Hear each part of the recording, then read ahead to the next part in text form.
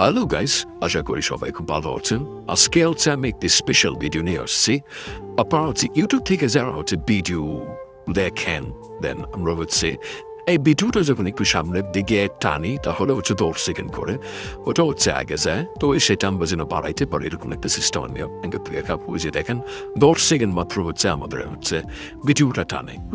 So এই সেটিংটা কীভাবে আমাদের বাড়ানো যায় শর্ট করে, তো আমরা চলে যাবো হচ্ছে সেটিংয়ে। দেন সেটিংয়ে আসার পরে আমরা হচ্ছে সেটিংয়ে ক্লিক করব। দেন এখান থেকে আমরা হচ্ছে ক্লিক করব প্লেব্যাক।